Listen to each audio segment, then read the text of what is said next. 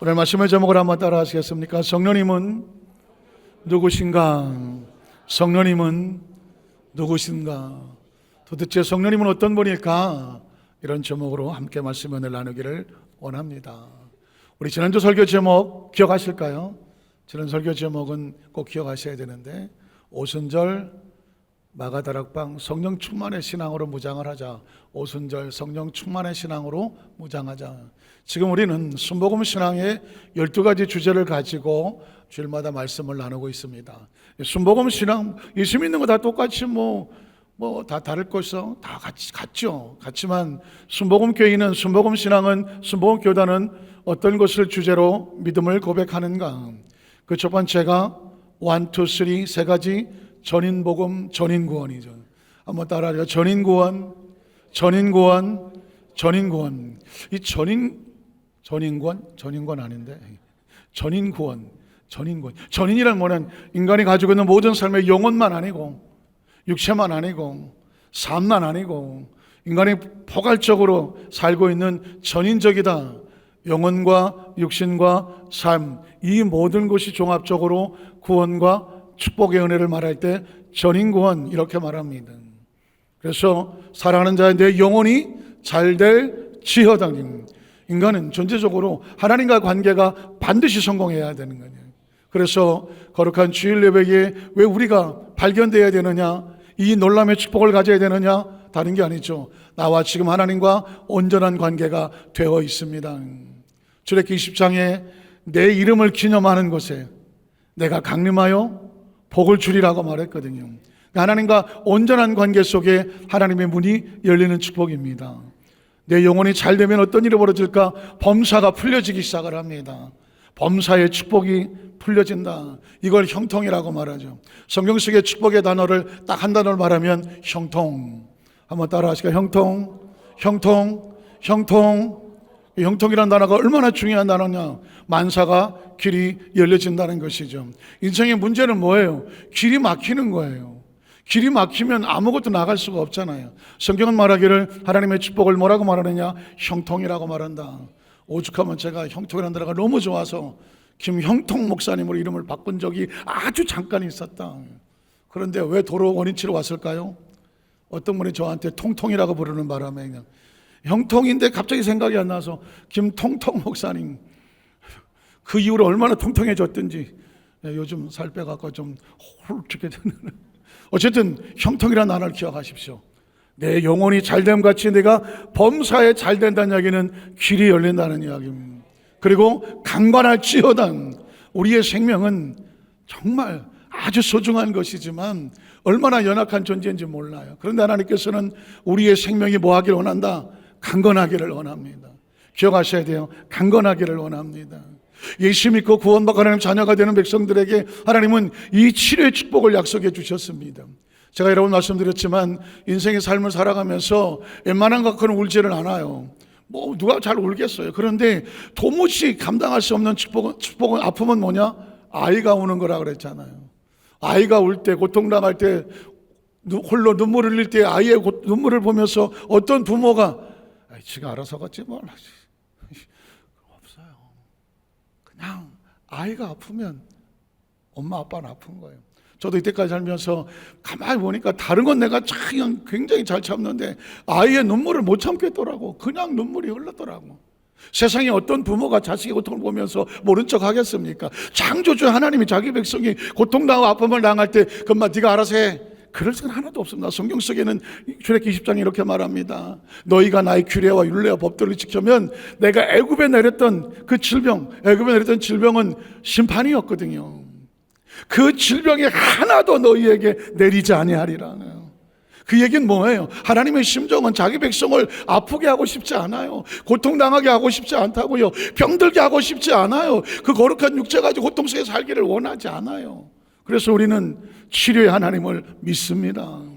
이 전인적인 구원과 축복을 근거가 뭐라고요? 갈보리 십자가의 신앙이에요. 이 구원이, 이 은총이 어디서 오느냐? 갈보리 십자가 예수님께서 몸짓고 피 흘려 죽으심으로 말미암아 예수 죽음, 내 죽음, 예수 부활, 내 부활, 예수 생명, 내 생명, 예수 천국, 내 천국 되어지는 것이 그가 채찍의 말씀으로 너희가 나음을 얻고. 믿으십니까? 내가 다 이뤘다므로 말미암아 우리가 구원의 은총을 얻었으니 우리는 갈보리 십자가에서 이 은혜를 얻은 것을 믿습니다. 그래서 순복음 신앙의 가장 기본적인 것은 십자가예요. 십자가. 기억하십니까? 어떤 교단이든지 십자가의 신앙으로 출발하지 않는 교회는 없지만, 만약에 십자가가 없다면 그 교회는 조심스럽지만 이단이다 그러죠. 이단은 십자가를 믿지 않습니다. 교주를 믿죠. 그러나 모든 정통 기독교인들은 십자가에서 출발을 합니다. 그러면 그 기초가 십자가라면 뼈대는 뭐예요? 뼈대가 성령 충만인 거예요. 한번 따라 하실까요? 성령 충만, 성령 충만, 성령 충만입니다. 베드로를 보십시오. 오순절 마가다락방에 성령을 받기 전에 그는 3년 반이나 따라다녔지만 예수의 십자가 앞에서 도망을 쳐버리잖아요. 부인하고 배반하고 도망을 칩니다. 오늘 많은 크리스찬들이 신앙사 열심히 하는 것 같고 교회도 열심히 다녀요. 그러다가 어느 날 덜커덕 문제가 생기고 아픔이 생기고 뭔가 무거운 문제가 마치 여리고처럼 문제가 생기면 주저앉아 버리잖아요. 나 옛날에 교회 많이 열심히 다녔어. 요즘은 그냥 가요 좀. 왜 그럴까요? 장애물 앞에 부딪힌 거잖아요. 여리고성 문 앞에 무너져 있는 거잖아요. 왜 그랬을까요? 신앙에 힘이 없으니까. 잘하다가 무너지고 좀 성장하다가 무너지잖아요. 신앙을 세우시는 뼈대는 뭐밖에 없을까? 성령 충만이에요. 성령으로 충만하니까 오순절 마가다락방에 베드로가 성령의 충만함을 받고 나니까 예수를 모른다고 부인하고 배반하고 도망하고 쳤던 비참한 베드로도 힘을 얻잖아요. 다시 시작할 수 있는 기회를 얻잖아요. 새로운 생명을 얻잖아요. 담대히 나가서 예수가 그리스도라고 담대히 복음을 증거하고 그 피투성이로 낮아있는 그 미문의 안전벽을 이렇게 세우잖아요. 이제 내 안에 근과 은은 없어. 내 속에 뭐가 있어요? 나사렛 예수 그리스도의 이름으로. 그 나사렛 예수를 보고 도망을 쳤던 베드로가 예수의 이름으로 병들 향하여 외칠 수 있던 이유는 성령이 부어졌기 때문이죠. 그러니까 이 오순절 신앙의 이 성령 충만은 모든 크리스찬들의 뼈대와 같아요. 그래서 우리 순복음 신앙의 5번째 신앙의 주제는 성령 충만입니다. 지난주 오순절 마가다락방을 말씀을 드렸죠. 오순절은 6월절 지나고 난 다음에 50일째 되는 날이. 그런데 그날에 하나님의 성령이 임했다. 하나님의 시간. 한번 따라 하실까요? 하나님의 시간. 카이로스. 잊어버려도 괜찮아요. 제가 여러 번 할 거예요. 한번 따라 카이로스 뜻이 뭐다? 하나님이 역사하시는 시간. 오순절 마가다락방, 하필이면 왜 마가다락방이야? 베드로 다락방도 있고 무슨 요한 다락방도 많았을 텐데 왜 마가다락방일까? 그 장 하나님의 정하셨은 하나님의 공간이에요. 한번 따라 하시게. 하나님의 공간. 카이로스.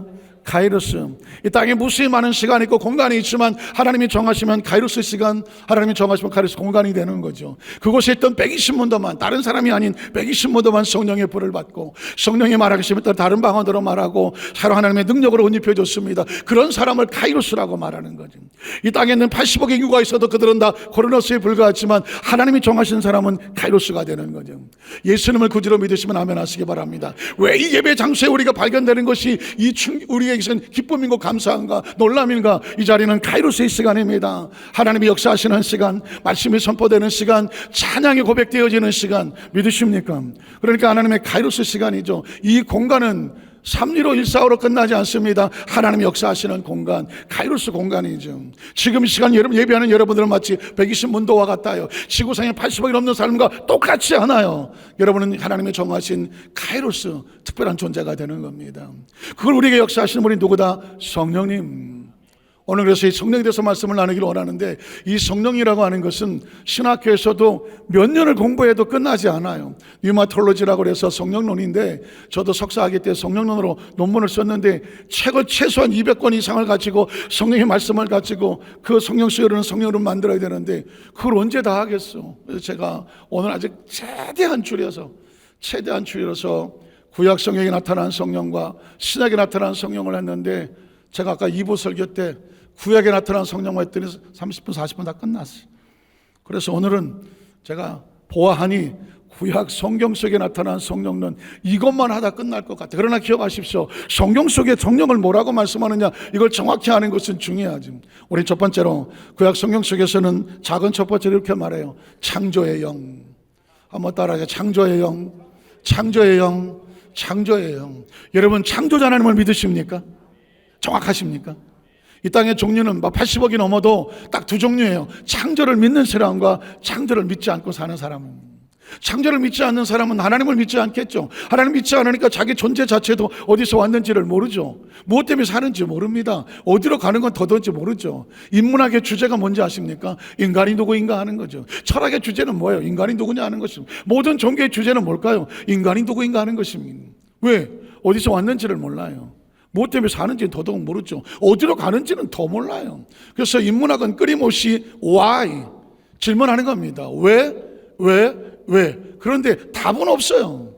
인간의 학문은 답이 없습니다. 왜? 인간은 창조주가 아니기 때문에 하나님 만들어 놓은 이 땅에 있는 모든 이치를 발견하고 연구하긴 하지만 그게 왜 그런지는 답이 없어요. 그래서 답이 없는 것은 학문이고 정확한 답을 할 수밖에 없는 것은 진리라고 말하는 거죠. 진리는 하나밖에 없습니다. 그래서 성경은 놀랍게도 우리에게 질문에 답을 말하고 있습니다. 오늘 성경 속에 저와 여러분의 말씀 가운데 말씀하시는 이 창조라는 단어에 대한 정확한 인식이 없으면 예수를 수백 년을 믿어도 긴가민가합니다. 창조에 대한 정확한 인식이 있으면 단 일순간에도 하나님과 나 사이를 발견하고 신앙의 온전한 모습을 설 수가 있습니다. 창조가 그것을 결판내죠. 자, 창조주는 창세기 1장 1절에 이렇게 나옵니다. 태초에 하나님이 천지를 창조하시니라. 뻔히 하는 말씀 같지만 여러분 기억하십시오. 이 창세기 1장 1절이 정확하게 인식되지 않으면 절대로 성경은 뚫리지 않습니다.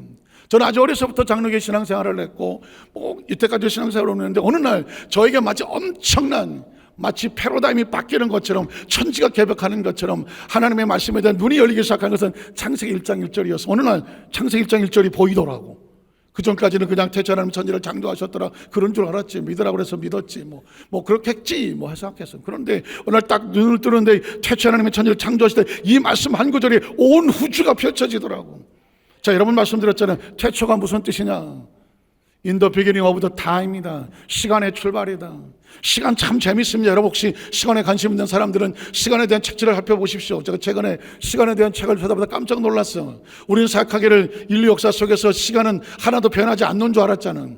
놀랍게도 시간은 지금 변화되고 있더라고요. 또 시간은 이 지구에서 재는 시간과 저 우주 항공기를 타는 시간은 또 시간이 다르다고. 그러니까 시간이 상대적이더라고. 절대적인 줄 알았더니 어쨌든 그런 부분은 나중에 말씀드리라고. 그래서 시간도 스스로 존재하지 않더라 누군가 창조했다는 것이 시간을 연구하는 학문의 과학자들 내린 결론입니다. 시간도 누가 창조했다. 누가 알았겠어.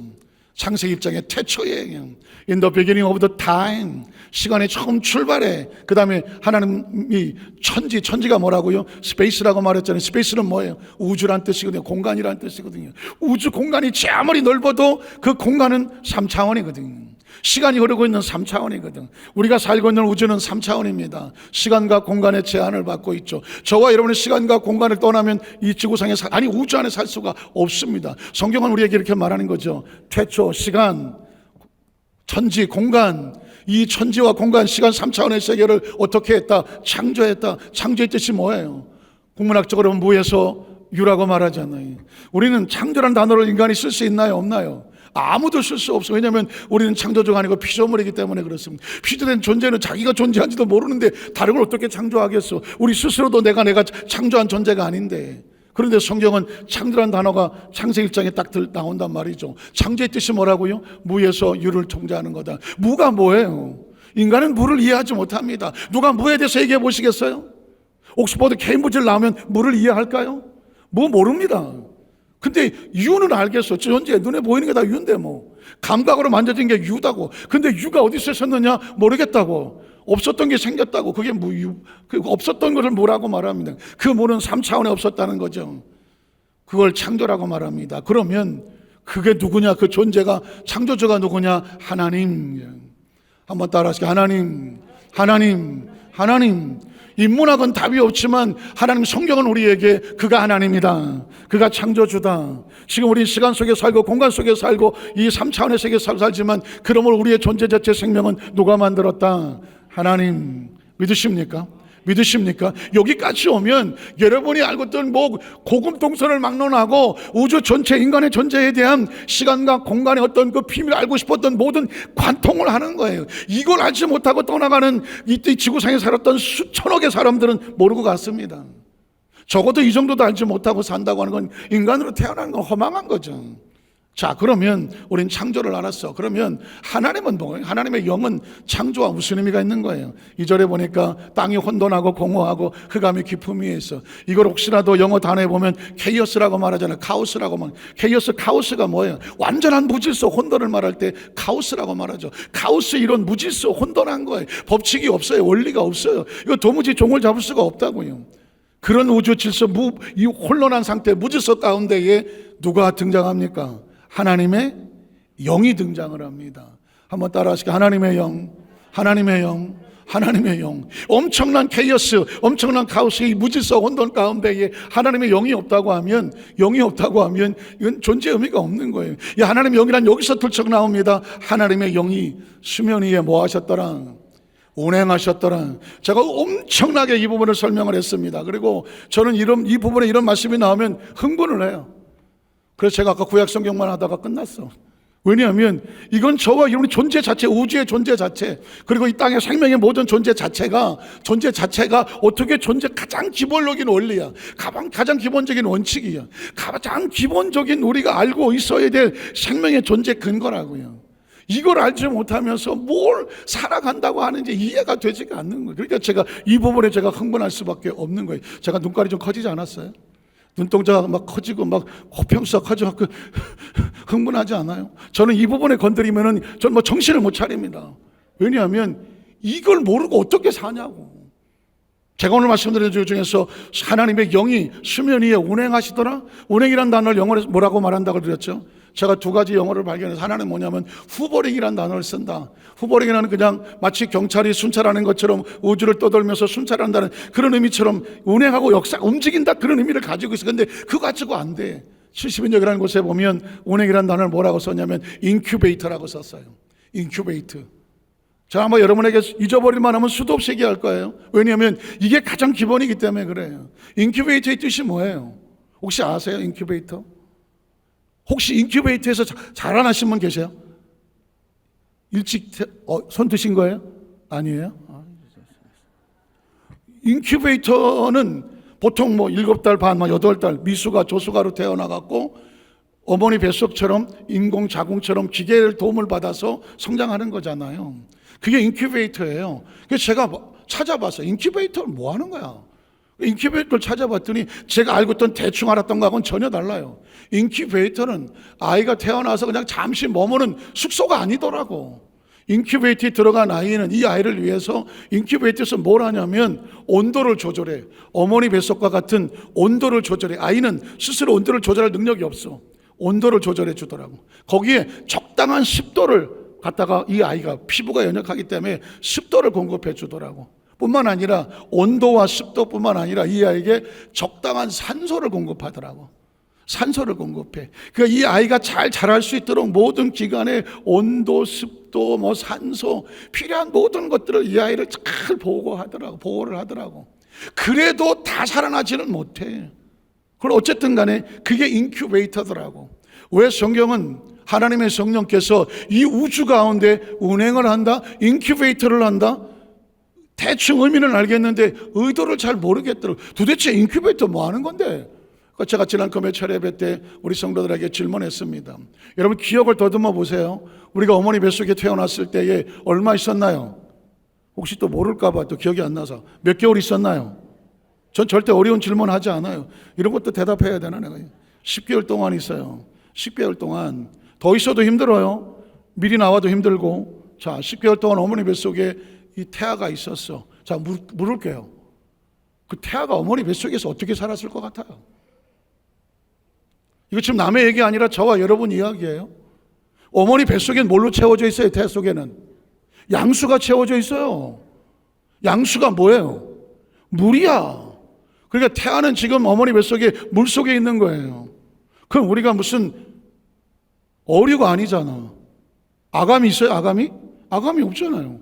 그럼 우리 같은 포유류는 뭘로 숨을 쉬어요? 코로 숨을 쉬잖아. 코로 숨을 쉬는데 물속에서 어떻게 숨을 쉬어? 어머니 뱃속에서 우리 어떻게 숨 쉰 거예요? 나 이해가 안 되더라고. 내가 어떻게 숨을 쉬었지? 기억이 안 나. 그래서 도대체 태아는 어머니 뱃속에서 어떻게 숨을 쉬나 그랬더니 태아는 숨을 쉬지 않더만. 숨을 쉬지 않는데 어떻게 산소와 양분을 공급받나 그랬더니 임신이 되면 어머니 자궁 속이 태반이라는 게 형성이 돼. 태반이 형성이 되고 그 태반이 태화와 탯줄로 연결이 돼. 탯줄로. 그러니까 뭐 그냥 그러겠거니 했던 태반, 그러겠거니 했던 탯줄이 알고 봤더니 태아의 생명을 시키는 거더라고. 어머니 태반이 뭘 하냐? 거기서 산소와 영양을 공급을 하더라고. 태아에게 산소를 공급하고 영양을 공급해. 무엇으로? 탯줄로. 탯줄을 통해서 산소하고 영양물이 들어가는 거예요. 와, 전 너무 신기한 게 어머니 태반에서 어떻게 산소를 만들어? 어떻게 산소가 어떻게 탯줄을 통해서 아이의 태 속으로 태아에게 가냐고. 아마 애를 낳으신 분은 자기도 몰랐을 거요.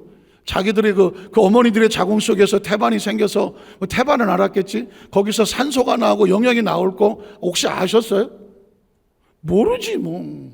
그런데 거기서 산소하고 태반 영양이 탯줄을 통해서 태아에게 들어가는 거야. 태아는 그냥 있어. 탯줄을 통해서 산소가 들어오고 양분이 돌아와. 그러니까 자라고 숨을 쉬는 거예요. 그런데 알고 봤더니 그걸로 끝나지 않아. 이 태아는 산소가 들어왔으니 그 다음에 뭘 배출해야 돼? 이산화탄소를 배출해야지. 영양분을 먹었으니 들어왔으니 어떻게 해야 돼? 배설을 해야지. 이산화탄소와 배설물이 어디로 나갈 것 같아요? 어머니 탯줄을 통해서 태반으로 가. 그 태반에서 어떻게 하느냐? 그 배설물들, 이산화탄소를 처리를 해버려요. 그러니까 이 아이가 그 물속에서, 양수 속에서 살아갈 수 있는 유일한 것은 뭐냐? 탯줄이야. 탯줄이더라고. 그 탯줄을 통해서 양분과 산소가 공급돼서 숨을 쉬고 몸이 자라. 그러면 10달이 됐어. 나올 때 어떻게? 뭐부터 빠져? 양수가 터지잖아. 이젠 더 이상 양수가 필요하지 않아. 그 아이가 태어나와. 그럼 그동안은 탯줄을 통해서 숨을 쉬었는데 바깥에 나오는 순간 놀랍게도 이 폐가 물속에 잠겨있던 이 태가 물기가 빠져나가면서 어떻게 공기가 들어오니까 폐가 팽창을 하면서 팍 숨을 쉬더라는 거예요. 이제부터는 탯줄이 필요 없어. 그래서 탯줄을 뭐해? 자르죠. 이제는 스스로 숨을 쉬는 존재가 됐어. 그게 인큐베이터가 하는 거고 어머니 태석이 하는 거예요. 성경이 왜 하나님의 성령이 우주 가운데서 운행을 하시더라, 인큐베이터를 하시더라, 제 머릿속에 생각되는 것은 마치 어머니의 태를 소우주라고 말하면, 온 우주를 대우주로 말한다고 하면 우주를 감싸고 있는 양분과 그리고 산소를 공급하는 태반이 뭐냐? 성령님이야. 2명밖에 아멘 안 해가지고. 이건 뭐 어디서 들어본 적도 없으시고요. 저 어디 가서 해본 적도 없어요. 오늘 2부 예배 3부에 처음 하는 거예요. 이유가 뭐냐? 왜 성경을 하나님의 영혼 수면 위에 운행하시더라 인큐베이터 한다고 했을까? 인큐베이터는 태아의 생명을 살리는 생명장치다. 온 우주는 도대체 어떻게 생명이 공급되고 있을까? 성령이 운행하시는 거예요. 성령이 산소를 공급하고 성령이 양분을 공급해서, 그래서 이 우주는 생명체로, 우주도 생명체 아니겠어요? 이 엄청난 우주란 생명체가 움직이는 것은 성령 하나님의 영이고, 그리고 저와 여러분이 예수를 하나님의 자녀가 되어주면 저와를 천국까지 가는 동안에 이 하나님 나라의 산소와 하나님 나라의 이 양분을 공급하시는 분이 누구예요? 성령이죠. 그러니까 누구든지 성령이 아니고는 예수를 구주로 고백할 수 없죠. 성령이 아니고선 예수를 구주로 고백할 수 없어요. 성령이 아닌 건 예수를 믿을 수도 없고, 성령이 아니건 기도할 수도 없고, 성령이 아닌 곳에는 신앙생활 할 수도 없고, 성령이 아니고서는 찬양할 수도 없고, 성령이 아니고서 이 자리에 나와 있을 수도 없어. 우리를 안고 영적으로 이끌어가신 분이 누구예요? 성령님이야. 성령은 추상적인 존재가 아니라 생명의 존재예요. 지금 저와 여러분에게 어머니 태반은 추상적인 거죠. 태반 기억하신 분 있어요? 어머니 자기 탯줄 갖고 있는 사람 있어요? 몰라. 태반과 탯줄이 어떻게 왔는지도 모르고 어머니 태반에서 산소와 양분이 어떻게 들어왔는지 기억도 안 나. 근데 그게 우리를 살렸다고. 어머니 태 속에 양수가 나하고 무슨 상관있는지 기억도 안 나. 그런데 그 양수가 저와 여러분을 살렸다고. 성령이 어떤 분인지 우리는 잘 몰라. 근데 성경은 말하기를 성령이 너희 태 속에 있는 너를 산소와 약물을 공급하던 태반과 같은 존재야. 너희 생명은 어디 안에서 안전하다? 성령 안에서 안전하다. 탯줄은 뭐야? 탯줄을 가만히 보니까 그러면 이 하나님의 생명과 우리에게 그 진리와 말씀과 그리고 은혜로 연결할 수 있는 줄은 하나밖에 없어. 내가 길이요 진리요 생명이야. I am the way. 길이야. 생명이 연결하는 길이라고. I am the truth. 진리라고. 진리는 딴 게 아니야. 이사가 약물은 어떤 것도 진리가 없어. 왜? 그때그때 다르니까. 진리는 하나밖에 없다고. 그리고 I am the life. 생명이라고. 전 탯줄이 생각이 나요. 탯줄이 길이야. 태반에서 태아에게 연결되어지는 양분과 수분이 연결되는 길이야. 탯줄이 진리더라고. 왜? 뱃속에 탯줄이 하나밖에. 나는 탯줄이 2개였다. 탯줄은 하나밖에 없어. 탯줄은 뭐 하는 곳이에요? 생명줄이야. 태반에서 어린이 태아에게 생명이 공급되어주는 생명줄이더라고. 예수님이 생명인 것을 믿으십니까? 예수님이 생명의 진리이신 걸 믿으십니까? 정말 믿으십니까? 생명의 길인 걸 믿으십니까? 왜 오직 예수라고 말해? 오직 예수라고 말하냐고요? 예수 외에는 천하인간에게 하나님 앞에 나가서 구원받을 길을 준 적이 없어. 어머니 태 속에 생명 탯줄 하나 외에는 태아에게 생명을 줄 수 있는 다른 줄이 없다니까. 제가 왜 이렇게 이 말씀을 설명을 드리냐면, 저와 여러분이라는 존재는 절대 우연히 존재하는 존재가 아니야. 심지어 어머니 태 속에서도 우리는 우연히 존재할 수가 없었어. 태 속에 나와 지금 살아가고 있지만 우리가 지금 우연히 살아가요? 숨은 누가 쉬게 하고 호흡은 누가 하게 하는 거예요? 이런 원리 원칙은 도대체 우리가 스스로 가지고 나온 거예요? 아니면 그 하나님의 법칙 속에, 생명 법칙 안에 들어왔다 있다 보니까 지금 살아가고 있는 거예요. 이걸 알면 창조주를 인정할 수밖에 없잖아. 창조 스스로 존재하면서 내가 우주의 주인이다. 자기가 무슨 우주의 주인이야. 창조주의 손길 안에 피조물 대고 그분의 손길 안에서만 온전히 존재하는, 그러니까 하나님 안에서만 안전할 수밖에 없잖아요. 여러분 보십시오. 하나님의 영의 수면을 운행하시다 이 한 줄 속에 온 우주의 비밀이 있잖아. 온 생명의 비밀이 있잖아. 저와 여러분의 존재가 어디서 왔는지 무엇 때문에 어디로 가는지 알 수가 있잖아요. 믿으십니까? 이러다가 보니까 제가 한절하다가 끝났잖아요. 두 번째는 하나님의 자녀가 되는 성령입니다. 창세기 2장 7절에 보니까 성령은 뭐 하시는 분이냐? 우리가 하나님의 자녀 되게 해. 야훼 하나님 땅에 흙으로 사람을 지으시고 땅에 흙으로 사람을 지었다는 것은 육체라는 얘기죠. 육체를 먼저 지어 놓으시고 생기를 그 코에 불어 놓으셔서, 생기는 어디서부터 왔어요? 하나님으로부터 와서 어디 속으로 들어갔어요? 흙 속으로 들어가서 육도로 했죠. 이 바람은 어디서 나온 거예요? 제 속에서 나왔잖아요. 부르니까 바깥으로 나가잖아요. 왜 이런 표현을 쓰느냐면, 생기라고 하는 존재는 4차원의 존재는 영이란 말이에요. 하나님은 영이시란 말이에요. 그러니까 4차원적인 존재가 3차원의 육조 속에 들어가려면 이걸 어떻게 표현해야 돼? 마치 바람이 들어와서 들어가는 것처럼 이렇게 표현할 수밖에 없어. 다르게 표현하면 알아듣지를 못해. 그래서 제가 여러분에게 한번 말씀드렸지만, 저와 여러분이란 존재는 육체를 가지고 있지만 영혼을 가지고 있는 존재잖아요. 동의하십니까? 동의하시나요? 난 영혼이 없다. 영혼이 없으면 육체로 끝나죠. 그럼 인간은 어떤 존재냐? 육체는 3차원적인 존재지만 시간과 공간의 제한을 받지만, 우리의 영혼은 시간과 공간의 제한을 받지 않은 영적인 존재잖아요. 그러니까 인간만이 3+4야. 3차원의 존재하지만 4차원과 통할 수 있는 존재예요. 그러니까 이 주일이라고 저와 이 자리에 나와서 앉아있지. 영이 살아있으니까 나와 앉아있지. 영이 살아있으니까 하나님 앞에 나와 있고 예배하고 찬양하면서 영이 예배하는 이 자리에 나오는 순간 영이 숨을 쉬지. 살겠다. 여러분 보십시오. 한 달만 교회 안 나고 딴 데서 그냥 육신이 원하는 대로 막 살아보십시오. 영이 뭐라고 하는지. 제발 좀 나 좀 살려줘라. 영이 비참하게 피투성이를 주저앉아 버리는 거지. 영혼은 하나님의 말씀으로 사는 거예요. 사람은 떡으로 살지 않아. 하나님 입에서 나오는 말씀으로 살아간다고. 영을 홀로 두면 안 된다고. 영을 목마르게 하면 안 된다고. 영을 굶주리게 하면 안 된다고. 영을 다치게 하면 안 된다고. 어디 가서 육신의 정욕과 안목의 이성의 자랑으로 죄를 지어보라고. 몸은 괜찮아. 죄는 달콤하니까. 그러나 영은 피투성이야. 죄를 짓는 순간 영은 피투성이로 전락하고 양심의 가책은 저리 가라고 하나님과 단절되는 거예요. 저와 여러분의 실체는 뭐야? 흙이 아니라 생기예요.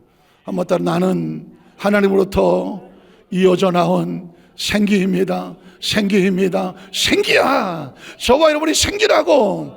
그 생기가 우리 코에 불어넣어서 하나님을 빌어서 우리가 생명이 됐다. 리빙 스피릿이 됐다. 스피릿. 생기는 또 다른 말로 스피릿이야. 저와 여러분은 바디가 아니라 스피릿이라고. 영적인 존재라고. 육신을 떠날 때 바디는 흙에다 땅에다 묻어버리고 하지만 스피릿은 땅에 묻히지 않는다. 어디로 간다? 하나님께로 간다는 거죠. 인간이 왜 천하보다 소중한 존재인가? 우리 스피릿은 하나님부터 왔기 때문에 세상에 어떤 가치를 주고도 바꿀 수 없는 존재다. 그래서 하나님의 영만이 예수를 구주로 믿고 하나님의 자녀가 되게 하는 것은 성령이다. 우리가 어떻게 하나님의 자녀가 되었을까? 성령이 예수를 구주로 믿게 함으로 말미암아 우리 영을 살게 하셔서 하나님의 자녀가 되고, 세 번째, 하나님의 계명을 지키게 하시는 분이 성령입니다. 한번 따라하세요. 하나님의 계명을 지키게 하시는 성령님. 인간이 어떻게 하나님의 말씀을 지키고 살아갈 수 있을까? 내가 뭐 옥스퍼드 케임브리지 머리가 좋아서 성경을 지킬 수 있을까? No! 지식은 하나님의 말씀을 지키게 하지 못합니다. 하나님의 영이 하나님의 말씀을 지키게 하는 거예요. 성경은 이렇게 말합니다. 이사야 30장 15절에 보니까 마침내 위에서부터 영을 우리에게 부어주셨다.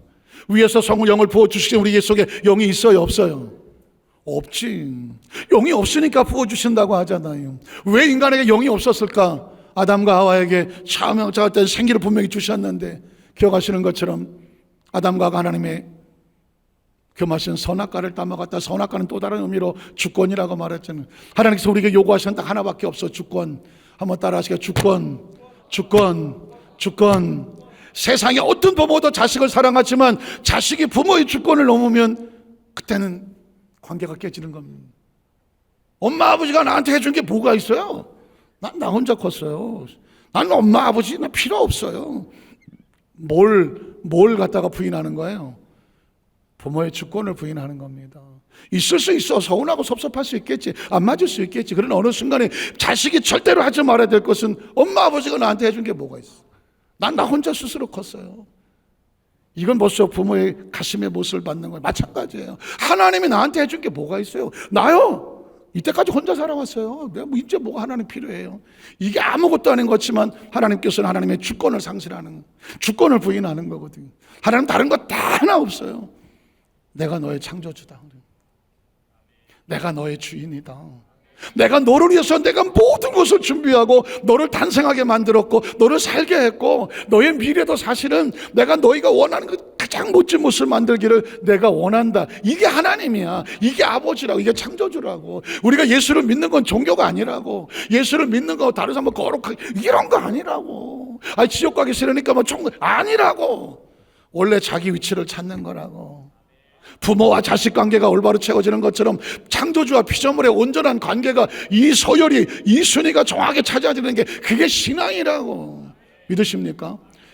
마침내에서부터 영을 우리가 부으시니, 구약시대에는 왕이나 제사장이나 선지자 특별한 사람들에게만 영을 부어주셔서, 왜? 하나님의 특별한 사람들 특별한 일을 하게 만드는 게 하나님의 영이거든. 그러나 하나님께서 이제 만민에게 좀 있으면 나오겠지만 이 영을 하나님의 사람들에게 부어 주시면 어떻게 되느냐? 광야가 아름다운 밭이, 광야는 영이 떠나버린 사막의 땅과 같아. 그런데 하나님의 성령이 오면 무슨 밭이 된다? 아름다운 밭. 그러니까 성령은 필수적이에요. 성령은 절대로 필수적이라고. 하나님의 영이 들어와야 인간은 인간으로서 하나님의 생기가 살아나고 생명이 되는 거예요. 광야같이 삶을 살던 사람이 하나님의 영이 들어오니까 아름다운 밭이 되는 거예요. 그리고 아름다운 밭을 숲으로 여기게 되리라. 에스겔 36장 20절 27절에 보니까 내가 또 새 영을 너희 속에 두고, 새로운 영이 들어오면 우리 마음이 어떻게 돼? 새 마음이 돼요. 새 마음이. 혹시 여러분의 마음 가운데 인간은 절대로 바뀌지 않는다고 하죠. 혹시 아세요? 사람은 고쳐 쓰는 게 아니다. 들어보셨어요? 사람은 고쳐 쓰는 거 아니다. 고쳐 쓰는 거 아니다. 동의해요. 사람은 절대 변하지 않는 것 같아요. 저 죽일 놈은 평생 죽일 놈이더라. 뭐 그럴 수 있어요. 사람이 보기엔 그래요. 그런데 하나님의 영이 들어오면 달라요. 사람은 바뀝니다. 전 바뀐다고 봐요. 왜냐하면 성경에 근거해서 내가 새 영을 너희 속에 두고 새 마음을 너희에게 준다. 그러면 그 다음 절에 뭐가, 너희 육신에서 굳은 마음이 제거가 될 것이고 부드러운 마음이 생겨. 그러니까 인간은 뭐가 바뀌어야 되느냐? 마음이 바뀌어야 돼. 마음이 바뀌어야 삶이 바뀌어지는데, 이 마음이 바뀌는 것은 세상적인 것으로 바뀌지 않아. 새로운 영이 들어와야 돼. 생이 돼요. 그리고 영을 부어주시는 이유가 뭘까? 너희 속에 두어 너희로 하나님 말씀을 행하게 하려 하십니다. 그러니까 신앙생활은 내가 머리가 좋고 뭐 원래 착해서 신앙생활은 안 돼요. 신앙생활은 하나님의 영이 내 속에 들어와야 돼.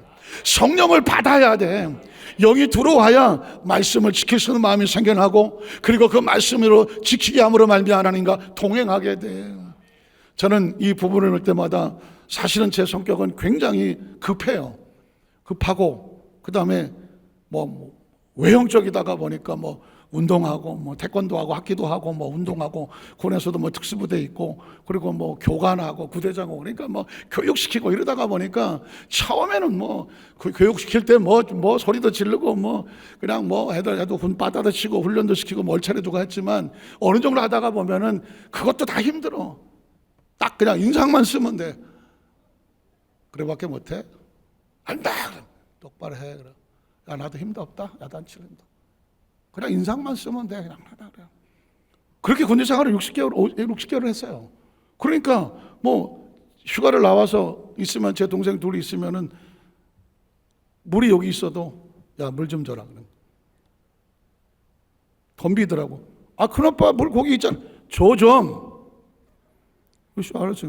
그러니까 이게 당번들이 2명, 3명씩 붙고 하다 보니까는, 예를 들어서 뭐 제가 손댈 게 없어요.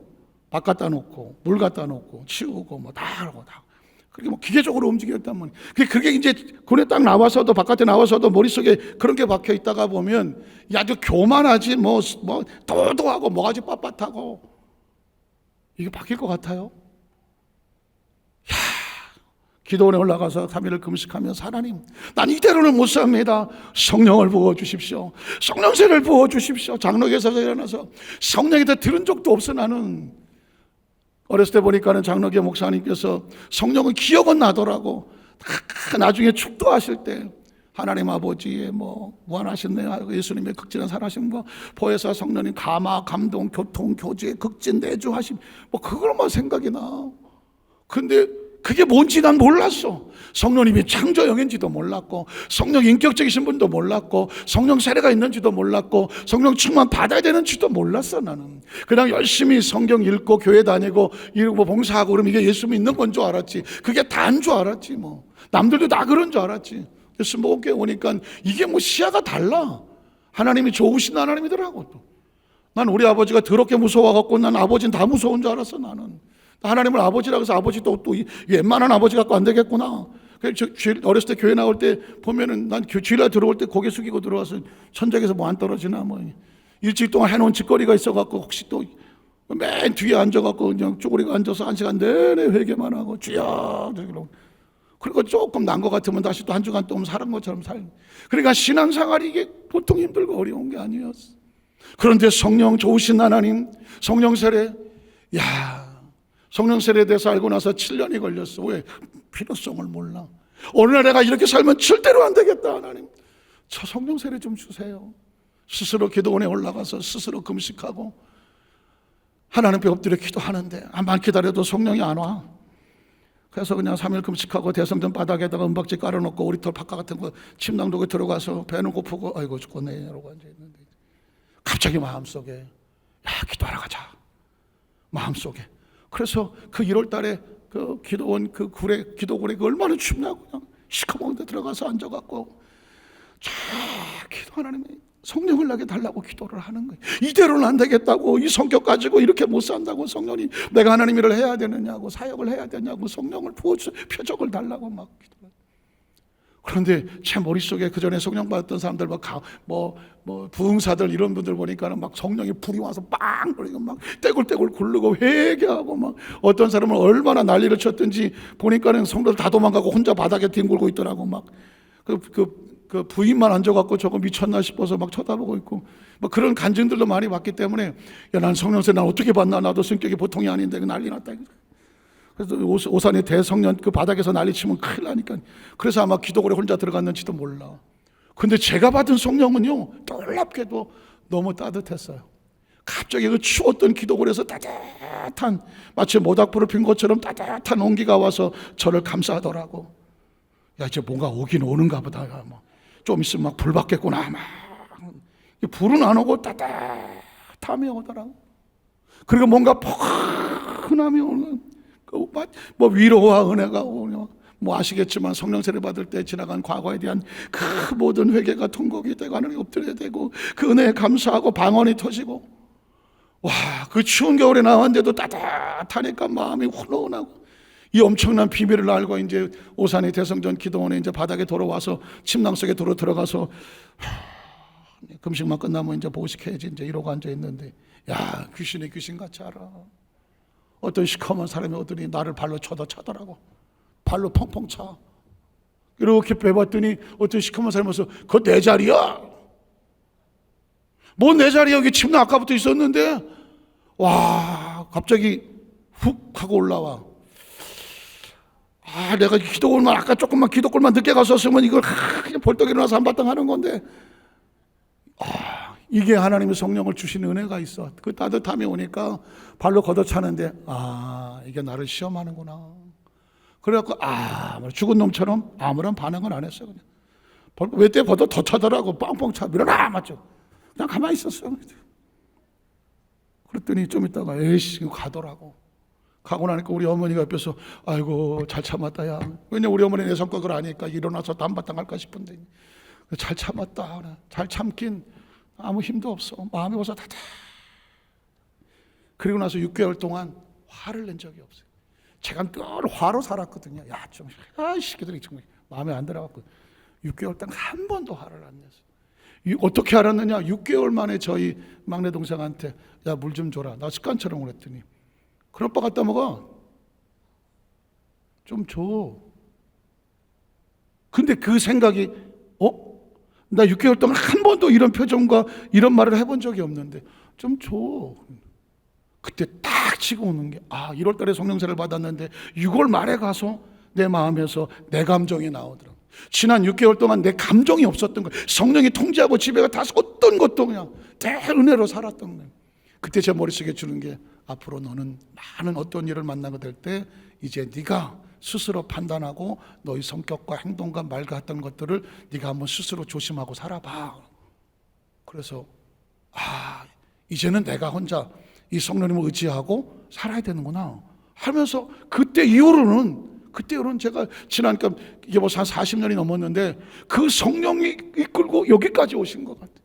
여기까지 왔어요. 그렇지 않고서는 제가 목회사 여기까지 오면서 수도 없이 죽을 고비와 엄청난 고통을 당하면서 그걸 견뎌낼 수가 없었는데, 그 견뎌낼 수 있던 힘이 뭐야? 성령이에요.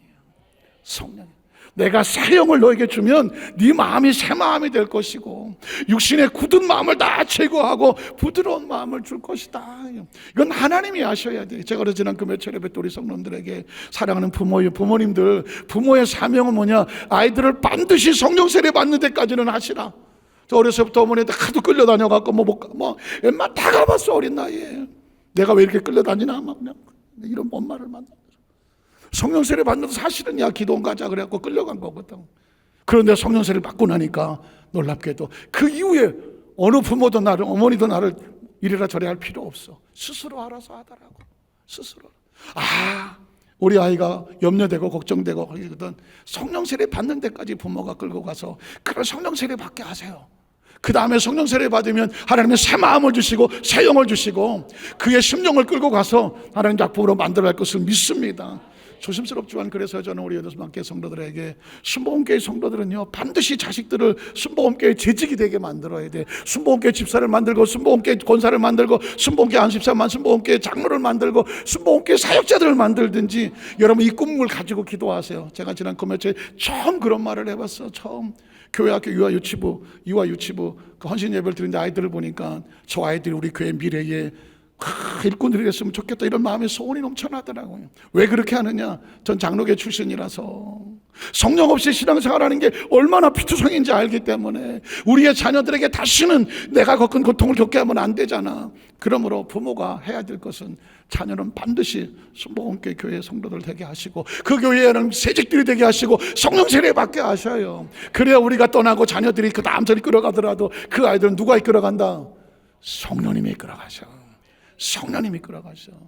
간절히 바라기는 그 성령의 은혜로 늘 가정마다 사업마다 성령이 주인 되시고 성령이 통제가 되시고 성령이 끌어가시고 성령이 맡겨놓으시고 그래서 늘 평안하시는 그냥 축복의 가정 그런 모든 삶이 되시기를 주님의 이름으로 축원합니다. 기도하겠습니다. 전능하신 하나님 아버지,